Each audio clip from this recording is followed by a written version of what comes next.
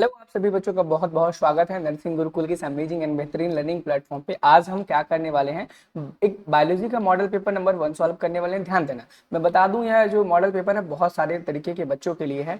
सबसे पहले जो यूपी सीपेट का एग्जाम देने वाले हैं, यूपी सीपेट का एग्जाम देने वाले उन बच्चों के लिए है, या फिर अगर आप एम्स का कोई भी एग्जाम देने जा रहे हो, AIIA एम्स का, चाहे पैरामेडिकल हो, चाहे आप BSc नर्सिंग का एंट्रेंस एग्जाम दे रहे हो एम्स का, उसके लिए उतना इंपॉर्टेंट है जितना पैरामेडिकल के लिए। क्योंकि पेपर का जो लेवल है ना, मैंने काफी हार्ड रखा है।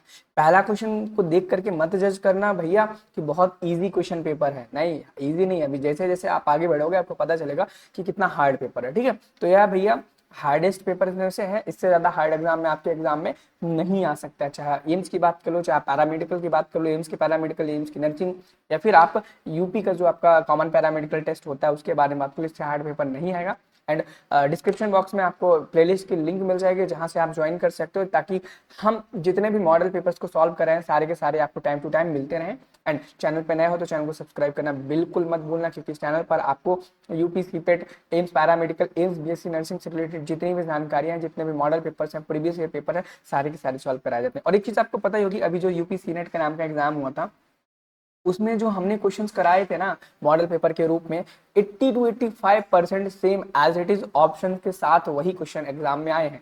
हम भैया जिस प्रकार से क्वेश्चंस को बनाते हैं, सॉल्व कराते हैं बच्चों का, हम पूरी तरीके से कोशिश करते हैं कि एग्जाम में वो आए। और देखना आपके एग्जाम में भी यही होगा, चाहे आप एम्स का एग्जाम दे रहे हो, चाहे आप यूपी सीपेट का एग्जाम दे रहे हो, या फिर किसी भी स्टेट का कोई भी एग्जाम दे रहे हो, ये क्वेश्चन आपके एग्जाम में जरूर आएंगे। आपको 10 से 12 मॉडल पेपर सॉल्व कराएंगे। वैसे एम्स के लिए 10 से 12 नहीं पाए क्योंकि बहुत नजदीक है उनका एग्जाम, लेकिन कॉमन पैरामेडिकल एंट्रेंस टेस्ट जो ये है उसके लिए हम 10 से 12 मॉडल पेपर तक सॉल्व करा देंगे, जिसमें से आपके 100% से ज्यादा, लाइक 80 to 85% जो क्वेश्चंस आपको सेम एज इट इज देखने को मिलेंगे। और एक बहुत ही गुड न्यूज आप लोगों के लिए बच्चों ये है कि हमने एक कोर्स लॉन्च किया, कंप्लीट प्रिपरेशन पैकेज नाम का कोर्स लॉन्च किया है, जिसमें आपको 5 से ज्यादा टेस्ट सीरीज मिल जाएंगी। और पहली टेस्ट सीरीज फ्री है, सभी बच्चों को जाकर के देना है। आपको 20 से ज्यादा मॉडल पेपर मिल जाएंगे हर सब्जेक्ट के, व्हाट्सएप ग्रुप का सपोर्ट मिलेगा, प्रीवियस ईयर क्वेश्चन पेपर्स मिलेंगे, सारी की सारी चीजें मिलेंगी आपको। कहाँ पर?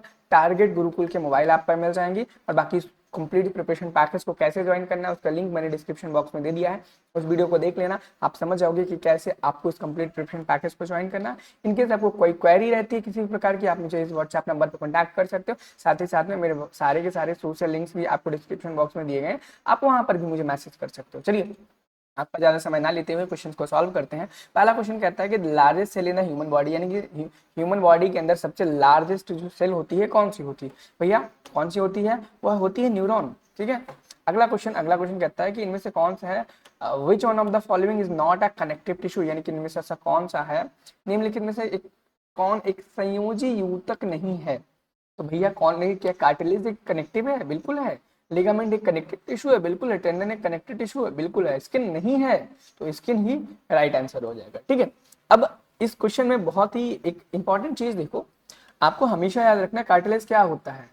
ठीक है, सबसे इंपॉर्टेंट लिगामेंट एंड टेंडन को याद रखना है। कौन बोन टू बोन होता है, कौन बोन टू मसल होता है, याद रखना है। एग्जाम में क्वेश्चन पूछा जाता है, यूपी सीनेट के 2024 में पूछा गया, हो सकता है पैरामेडिकल के 2025 में पूछ ले, एम्स या BSc नर्सिंग में भी पूछ सकता है। तो याद रखना इस क्वेश्चन को भैया, टेंडन क्या बोन टू बोन कनेक्ट करता है, या मसल टू बोन कनेक्ट करता है, या लिगामेंट बोन टू बोन करता है, मसल टू बोन कनेक्ट करता है, इसके बारे में पढ़ लेना, याद कर लेना। ठीक है, नहीं पता हो तो भैया कमेंट सेक्शन में एक बार चेक कर लेना। और जिन भी बच्चों को इसके बारे में पता है ना, एक बार कमेंट सेक्शन में डाल देना, मैं पिन भी कर दूंगा उसको। बाकी जिन बच्चों को नहीं पता है तो वो क्या कर सकते हो, उनसे देख करके पढ़ सकते हो। जिसको पता है अगर वो लिखेंगे कमेंट सेक्शन में तो उनको एक बार रिवाइज हो जाएगा बच्चे। ठीक है, अगला क्वेश्चन कहता है कि इनमें से कौन सा एंजाइम है, which enzyme is present in saliva, यानी कि लार में कौन सा एंजाइम पाया जाता है।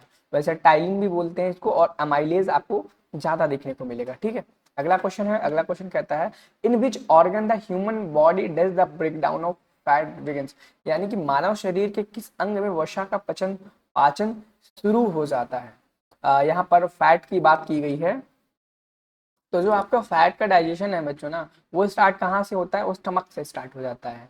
एंड अगर कार्बोहाइड्रेट की बात करें तो कार्बोहाइड्रेट जो है ना वो माउथ से स्टार्ट हो जाता है। माउथ में 30%, कितना, 30% होता है, याद रखना इसका, कार्बोहाइड्रेट का। यह एग्जाम में बहुत फेवरेट क्वेश्चन है, कार्बोहाइड्रेट का जो डाइजेशन है वह कहाँ से स्टार्ट हो जाता है, फैट का डाइजेशन कहाँ से स्टार्ट होता है, और माउथ में होता है स्टार्ट, ठीक है, किसका, कार्बोहाइड्रेट का, और भी 30% हो जाता है, याद रखना, इससे ज्यादा इस कार्बोहाइड्रेट के डाइजेशन में आपको नहीं देखना है। अगला क्वेश्चन है कि गार्ड सेल्स कहाँ पर प्रेजेंट होते हैं। क्वेश्चन आपको बहुत इजी लग रहे होंगे, बट इजी पेपर नहीं है बच्चे, बिल्कुल नहीं है, ये आपके लिए टफ एग्जाम है। आप आपको इजी लग रहा है क्योंकि अभी आप घर पे बैठे हुए, लेकिन जब यही क्वेश्चन आपके एग्जाम में आएंगे ना तो आप कंफ्यूज कर जाओगे, बहुत हैवी वाला। तो कंफ्यूजन ना रहे भाई, अभी गलती करो, अभी सुधारो, वो आपके लिए बेस्ट रहेगा। अगला क्वेश्चन चलते हैं। पूछा गया कि रक्षक कोशिका, गार्ड सेल, रक्षक नहीं बोलते हैं यार, गार्ड सेल्स कहाँ पाए जाते हैं पूछा गया, तो भैया स्टोमेटा के अंदर पाया जाता है, सबको पता होगा।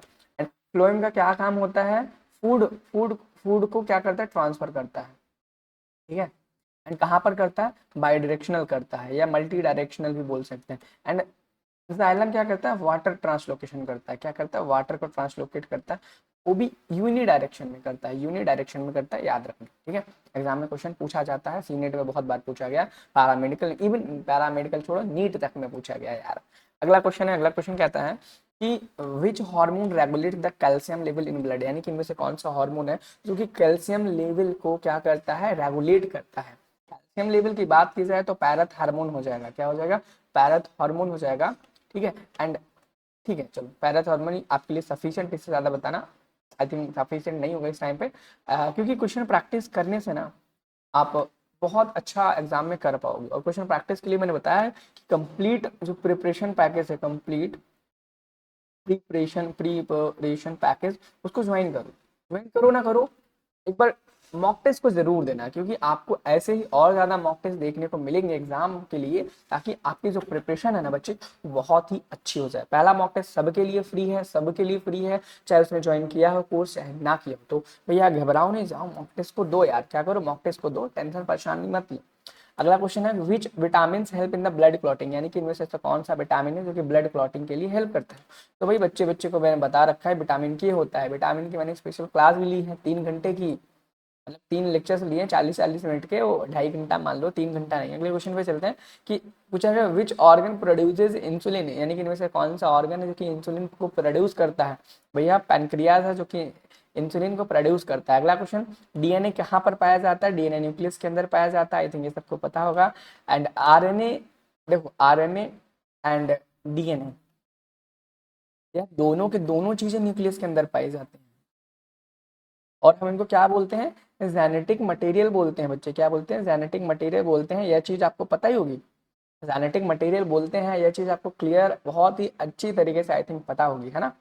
अगले क्वेश्चन पे चलते हैं, अगला क्वेश्चन देखते हैं क्या कहता है, बहुत इंपॉर्टेंट क्वेश्चन, बच्चों वाला खेल है लेकिन भूल जाते हैं, जब क्वेश्चन एग्जाम में आता है सब भूल जाता है, सब बोलता है। Which type of reproduction occurs amoeba, amoeba के अंदर कैसा रिप्रोडक्शन पाया जाता है, तो बताओ क्या बडिंग होता है, मन में तो आ रहा होगा बडिंग, हाँ यार बडिंग होता है, अरे फ्रेगमेंटेशन भी तो होता है यार, बाइनरी फिजन, हाँ बाइनरी फिजन क्वेश्चन का राइट आंसर हो जाएगा। चलो हम कुछ थोड़े से और इससे रिलेटेड करते हैं, बडिंग कहाँ पर पाया जाता है, तो बच्चे बडिंग आपका हाइड्रा के अंदर पाया जाता है, हाइड्रा, HYDRA।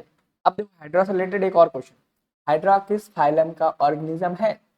सबसे पहला कमेंट सेक्शन में आपको बताना है कि जो हाइड्रा है वो प्लांट है कि एनिमल है, ठीक है। और प्लांट और एनिमल जो भी है किस किंगडम में पाया जाता है ये बताना है, ठीक है।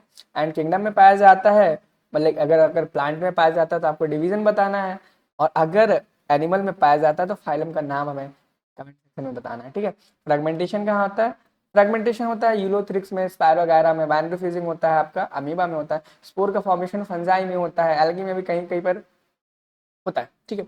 अगले क्वेश्चन में देखेंगे which of the following is example of unisexual flower, यानी कि यूनिसेक्सुअल का मतलब पता है, एक पेड़ के अंदर एक टाइप का सेक्स प्रेजेंट होगा, लाइक अगर एक पेड़ है उसमें मेल ही प्रेजेंट होगा या फीमेल ही प्रेजेंट होगा। बाइसेक्सुअल उसको बोलते हैं जिसमें एक ही में दोनों प्रेजेंट हो, जैसे एग्जांपल के तौर पे आप इसे पपाया को बोल सकते हो, पपाया एक यूनिसेक्सुअल फ्लावर है। वहीं पर आपका मस्टर्ड, हिबिस्कस, सनफ्लावर ये बाइसेक्सुअल फ्लावर क्या है, बाइसेक्सुअल, ठीक है। अगला क्वेश्चन, पॉलिनेशन बाय विंड, अब बताओ विंड के द्वारा जो पॉलिनेशन होता है उसको हम क्या बोलते हैं, तो बच्चे उसको एंटी एनिमोफिली बोलते हैं, एनिमोफिली बोलते हैं, ठीक है। एंड हाइड्रोफिली वाटर के द्वारा होता है, एंड एंटीमोफिली इंसेक्ट्स के द्वारा। इस क्वेश्चन का राइट आंसर क्या है, सी ऑप्शन, ठीक है।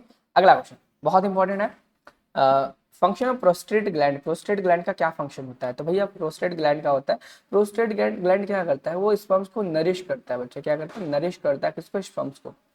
अगले क्वेश्चन पे चलें। अगला क्वेश्चन कहता है टेस्टिस आर लोकेटेड इन, यानी कि जो टेस्टिस है वह कहाँ पर पाए जाते हैं, कहाँ पर लोकेटेड स्थित होते हैं? वृषक कहा जाता है टेस्टिस को, भैया स्क्रॉटम के अंदर होते हैं। अब आपको बताना है, चलो बताना क्या, मैं ही एक्सप्लेन कर देता हूँ। जो स्क्रॉटम है बच्चों वो एब्डोमिनल, एब्डोमिनल कैविटी के, एब्डोमिनल कैविटी के बाहर होते हैं, ये चीज आपको बहुत अच्छे से पता होगी। एंड इवन इसका 2 डिग्री से 2.5 डिग्री सेल्सियस टेम्परेचर हमारी ह्यूमन बॉडी के लिए से कम होता है। क्यों होता है? ताकि स्पर्मेटोजेनेसिस की प्रोसेस, स्पर्मेटोजेनेसिस की प्रोसेस हो सके, क्योंकि जो स्पर्मेटोजेनेसिस की प्रोसेस है वो हमारी बॉडी टेम्परेचर से लो टेम्परेचर पर होती है बच्चे। कब होती है? लो टेम्परेचर पर होती है। चलो अगले क्वेश्चन पे मूव करते हैं। अगला क्वेश्चन कहता है कि which of the following is a green house gases. बहुत इंपॉर्टेंट क्वेश्चन है, एग्जाम में आने के इसके चांसेस बहुत ज्यादा है। तो भैया क्योंकि एम्स का नहीं, तो पैरा, हाँ ठीक है भैया, कार्बन डाइऑक्साइड है, ग्रीन हाउस गैस है, ठीक है। अगला क्वेश्चन है बहुत इंपॉर्टेंट, बहुत इंपॉर्टेंट, इस बार सीनेट में भी इससे ओजोन से क्वेश्चन पूछ लिया गया। क्वेश्चन पूछा गया था ओजोन को हम नापते हैं किस किस यूनिट में नापते हैं? तो भैया डॉब्सन यूनिट होती है, इसको डॉब्सन यूनिट, ठीक है, याद रखना। The ozone layer is present in which layer of atmosphere, यानी कि ओजोन परत वायुमंडल के किस परत में पाई जाती है? तो कहाँ पर पाई जाती है? बहुत अच्छे से याद रखना, स्ट्रेटोस्फेयर में पाई जाती है। उत्तरी ओजोन को लिखते हैं, यह एक सेकेंडरी पॉल्यूटेंट है। साथ ही साथ में डॉप्सन यूनिट में इसको नापते हैं, नापते हैं, जो भी कह लो। Water pollution is mainly cause by, यानी कि जो वाटर पॉल्यूशन है, जल प्रदूषण मुख्यतः किसी से होता है? तो जल प्रदूषण मुख्यतः किससे होता है भैया? इंडस्ट्रियल वेस्ट से होता है, याद रखना। अगले क्वेश्चन पे चलेंगे। Which biome has the highest biodiversity, यानी कि कौन सा ऐसा बायोम है जिसमें हाईएस्ट डाइवर्सिटी होती है? तो ट्रॉपिकल रेन फॉरेस्ट होता है जिसके अंदर हाईएस्ट बायोडाइवर्सिटी होती है। अगला question, which process maintains ecosystem stability, यानी कि इसमें से ऐसा कौन सा इकोसिस्टम है जो कि किसी भी क्वेश्चन में पूछा गया पारिस्थितिकी तंत्र की स्थिरता को कौन सी प्रक्रियाएं बनाए रखती है? क्वेश्चन में पूछा गया ऐसी कौन सी प्रोसेस है जो कि इकोसिस्टम को स्टेबल बनाए रखने में मदद करती है? तो भैया प्रिडेशन है। प्रिडेशन अगर नहीं होगा, मान लो अगर शेर हिरन को नहीं खाएगा तो हिरन की जनसंख्या बहुत ज्यादा हो जाएगी, और बहुत ज्यादा अगर हिरन की जनसंख्या होगी तो क्या होगा, क्या होगा बच्चे? हिरन हिरन की बहुत ज्यादा जनसंख्या जब हो जाएगी तो भैया वो सारी घासों को खा जाएंगे। जब घासों को खा जाएंगे तो भैया फिर बाद में खाना कहाँ से खाएंगे? फिर खुद ही आपस में कम्पिटिट इंट्रा स्पेसिफिक कंपटीशन करके मर जाएंगे वो सारे के सारे हिरन। अगले क्वेश्चन पे चलिए। अगला क्वेश्चन कहता है कि which stage of cell cycle involve replication, यानी कि इनमें से ऐसा कौन सा सेल साइकिल का स्टेज है जिसमें डीएनए रेप्लिकेशन होता है? एस फेज होता है, बहुत अच्छे से याद रखना। अगला question, centriole help in, centriole किस चीज में हेल्प करता है? तो सेल डिवीजन में करता है, याद रखना, ठीक है। And which one of the following is the longest phase of mitosis, यानी कि माइटोसिस का सबसे लॉन्गेस्ट फेज कौन सा होता है? तो माइटोसिस का हो तो प्रोफेज जो पहला ही फेज है वो सबसे लॉन्गेस्ट होता है, ठीक है। एंड अगला क्वेश्चन कहता है कि मियोसिस रिजल्ट इन, मियोसिस का रिजल्ट क्या होता है? जब किसी भी सेल में मियोसिस होता है तो मियोसिस में हमेशा हैप्लॉइड सेल्स बनते हैं, हैप्लॉइड सेल्स बनते हैं, याद रखना, ठीक है, हैप्लॉइड। पर लास्ट क्वेश्चन है कि साइनेप्सिस, साइनेप्स अकर ड्यूरिंग, यानी कि साइनेप्सिस जो एक प्रोसेस है वह कहाँ पर होती है? आपको मेरी बहुत ही अच्छी खासियत पता होगी अगर आप मेरे पुराने स्टूडेंट होंगे कि मैं आपको 25 क्वेश्चन लेकर के आता हूँ, 25 में से एक क्वेश्चन आपको होमवर्क में देता हूँ, और इस होमवर्क के क्वेश्चन को आपको कमेंट सेक्शन में करने को जरूर बोलता हूँ, भैया इस क्वेश्चन का करेक्ट जो आंसर है उसको कमेंट सेक्शन में बताओ। अगर आपको पता है तो बहुत अच्छी बात है, नहीं पता है तो कमेंट सेक्शन से आपको पता चल जाएगा, और पता चलने के साथ साथ उसको देखना है, फिर कमेंट सेक्शन करके बताना है भैया इस क्वेश्चन का राइट आंसर ये हो जाएगा। तो क्वेश्चन आंसर में क्या लिखना है? क्वेश्चन 25 आंसर के बाद जो आंसर है वो लिख देना, ठीक है। उसके बाद मैं आपको पता है मैं ये वाला इमोजी देता हूँ या फिर एक हार्ट बना देता हूँ, ठीक है, ये मेरी आदत है, ठीक है। बाकी आप कंप्लीट प्रिपरेशन पैकेज ज्वाइन कर लेना, आपका एग्जाम बहुत अच्छा जाएगा, यकीन मानो। और इस कंप्लीट प्रिपरेशन पैकेज में ऐसा नहीं है कि हम आपको 5 टेस्ट सीरीज दे रहे हैं, इसके साथ साथ में हम आपको 20 से ज्यादा मॉडल पेपर दे रहे हैं, इंग्लिश जीके के वीडियो लेक्चर्स भी दे रहे हैं ताकि आपकी इंग्लिश और जीके अच्छी हो जाए। साथ साथ में याद रखना, और जो इंपॉर्टेंट टॉपिक्स हैं फिजिक्स के, केमिस्ट्री में जिनको बच्चों को डाउट होता है, ठीक है, उन टॉपिक्स को भी हम इसमें कवर कर रहे हैं, थोड़े थोड़े, बहुत ज़्यादा नहीं करेंगे, क्योंकि आपको पता है कि इस टाइम में अब पूरा सिलेबस पढ़ा पाना शुरू से इम्पॉसिबल है। इस टाइम पे आपको चाहिए सिर्फ और सिर्फ क्वेश्चन प्रैक्टिस। बस आप क्वेश्चन प्रैक्टिस करो, क्वेश्चन प्रैक्टिस करो, क्वेश्चन प्रैक्टिस करो, ताकि जब एग्जाम देने जाओ आप, आपको लगे कि भैया ये सारे क्वेश्चन तो मैंने किए ऑलरेडी, ये सारे क्वेश्चन नर्सिंग गुरुकुल पे कराए गए थे, और आप क्वेश्चन देखो, आंसर टिक करो। यही हुआ था यूपीसी नेट के एग्जाम में, मैंने इतने क्वेश्चन प्रैक्टिस करा दिए थे सब्जेक्ट के, बच्चों को देख के लग रहा है अरे भैया इस क्वेश्चन को तो हम करे हुए हैं यार, ये क्वेश्चन तो हमको आता है। ठीक है, चलो मिलते हैं नेक्स्ट मॉडल पेपर नंबर 2 में। चैनल को सब्सक्राइब कर लेना अगर नहीं किया हो, तो व्हाट्सएप ग्रुप को भी ज्वाइन कर लेना नहीं किया हो तो, ठीक है।